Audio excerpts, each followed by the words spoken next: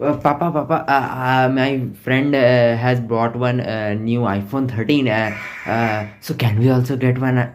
My phone is very old, you know. Nah, you cannot get a mobile phone for that.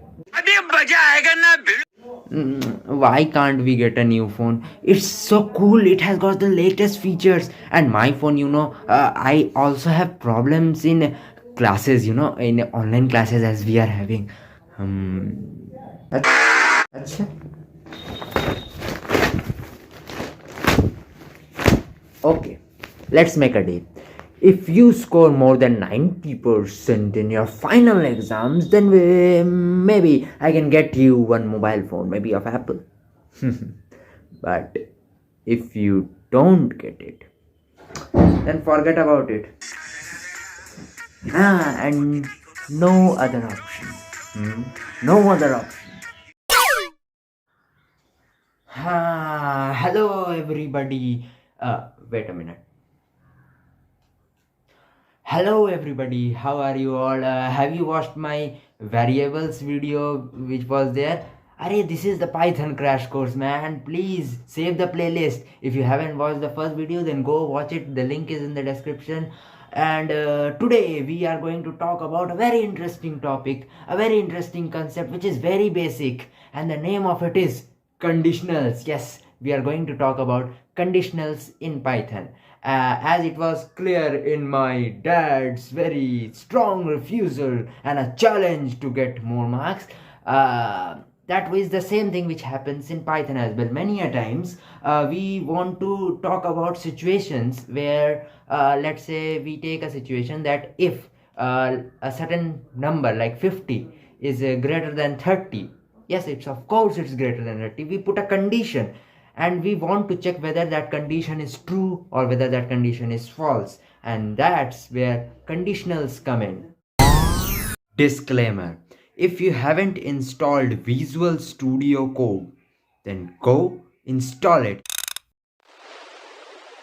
Hello everybody. So once you have already installed the Visual Studio Code and you open it, so from there you need to create a file of yours. So it's very easy. You just need to go for Control N and then save it in your respective folder with a .py file extension for Python.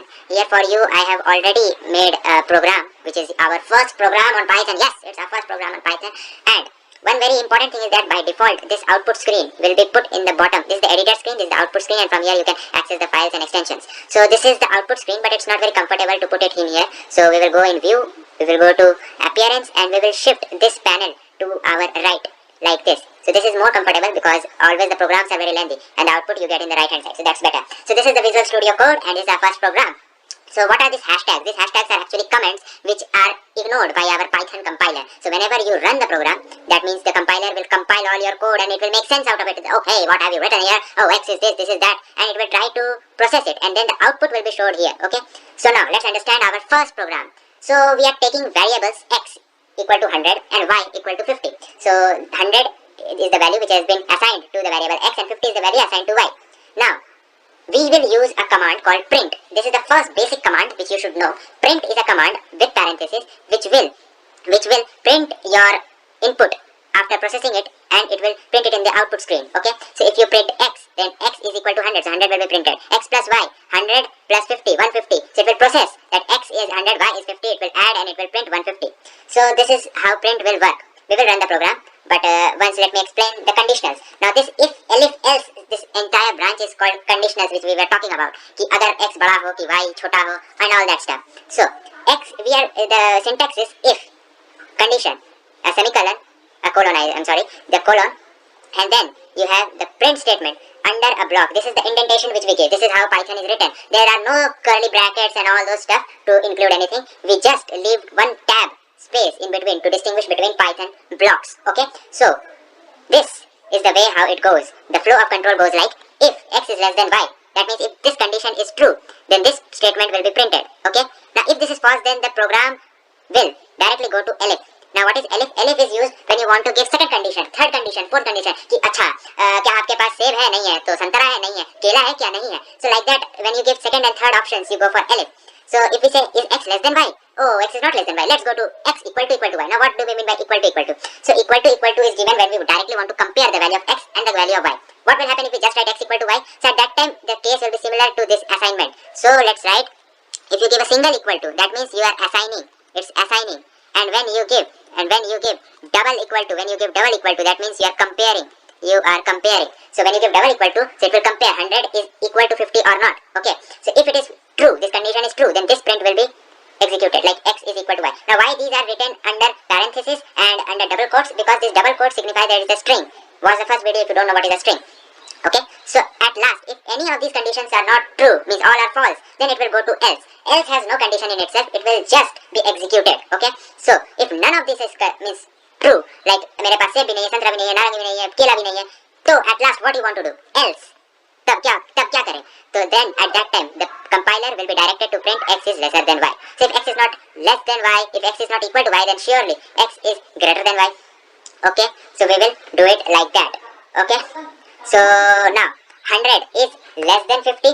Okay, wait a minute, we will have here lesser, we will put here lesser, and we will put here greater. Okay, we will put here greater.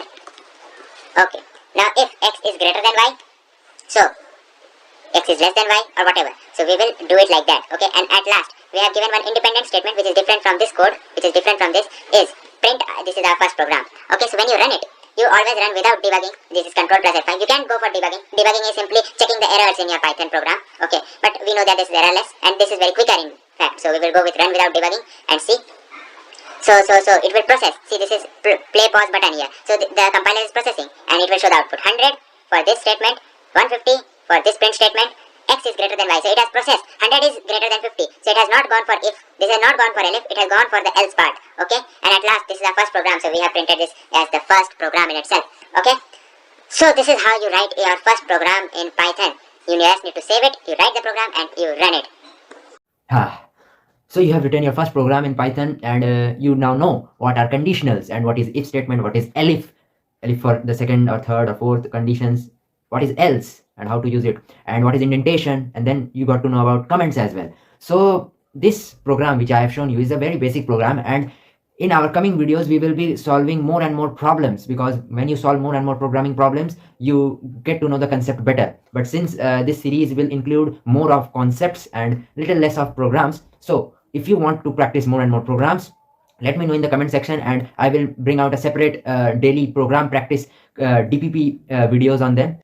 And if you have liked this video, then please show that by hitting the like button. Also subscribe to my channel and share this video to all your friends who are having problem with Python, because many things will be coming up in this series. If you haven't checked the playlist, check it out. And also if you haven't watched the first lecture on variables, do watch it.